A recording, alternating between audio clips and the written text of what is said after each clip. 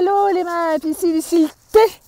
Alors aujourd'hui je voulais te présenter plutôt un des outils que j'utilise et aussi t'expliquer pourquoi j'utilise, pourquoi il me parle cet outil, parce qu'il y a plein en fait, voilà, en coaching, moi j'ai 3 outils de prédilection et notamment celui-là. Donc le premier c'est la psychogénéalogie. Alors qu'est-ce que c'est la psychogénéalogie? C'est un peu compliqué à dire. Eh bien en fait on va étudier, on va voir en fait tout ce qui s'est passé. C'est l'étude de la généalogie, tout simplement, avec une approche psychologique. Donc c'est un arbre généalogique que l'on fait avec toute l'approche psychologique. Donc on va étudier le caractère des parents, des grands-parents, des arrière-grands-parents, les métiers, d'où ils viennent, ce qu'ils ont vécu, et ainsi de suite, et les relations avec le père, avec la mère. Est-ce que c'était sympa, pas sympa, violent, pas violent? Est-ce qu'il y a eu des assassinats? Est-ce qu'il y a eu des viols? Est-ce qu'il y a eu de l'inceste? Est-ce qu'il y a eu des IVG, des avortements, des divorces et des unions libres et des mariages et puis des amants, pas d'amants, enfin bref, voilà, on va vraiment étudier tout le système familial mais avec une approche psychologique et on va se situer là-dedans et on va voir ce qui se passe chez toi et pourquoi des fois tu agis d'une certaine façon et tu dis mais c'est quoi ce truc? Pourquoi j'agis comme ça? J'ai l'impression que ça ne m'appartient pas en fait.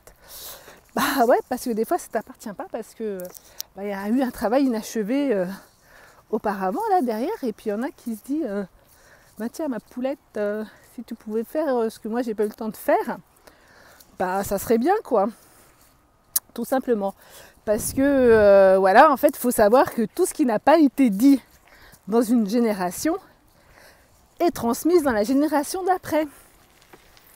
Voilà, et ça amplifie le problème ou le dysfonctionnement en fait, jusqu'à parfois répéter des drames, tout simplement. Enfin, tout simplement. Alors moi, comment j'en suis arrivée en fait à la psychogénéalogie?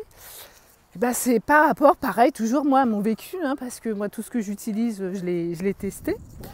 C'est il y a un moment, j'avais un souci et donc je vais voir un gars qui travaille, qui fait de la psychogénéalogie, qui fait de la psychogénéalogie, qui travaille sur les énergies et il me dit voilà, moi j'étais dans la démarche de créer ma boîte en fait et là il me dit mais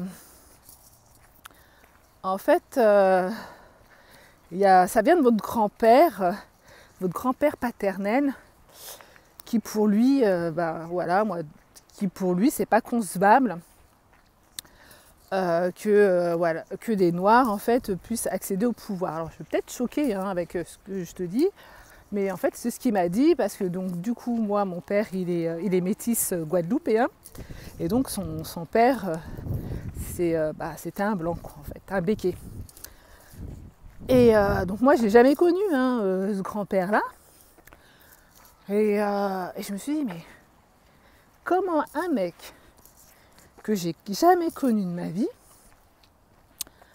avec mon père avec qui j'ai vécu que très peu de temps, comment il peut aujourd'hui interagir sur ma vie? Comment je me suis dit mais comment ça se fait? Et c'est comme ça que j'ai commencé à faire des recherches au fur et à mesure et que je suis tombée sur la psychogénéalogie, quelque chose que je n'avais jamais entendu parler.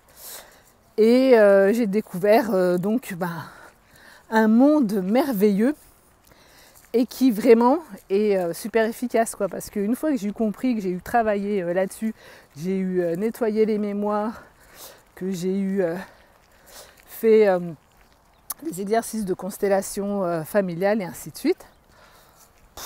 Oh là là, quel point en moins, quel soulagement. Et puis du coup on comprend vraiment énormément de choses.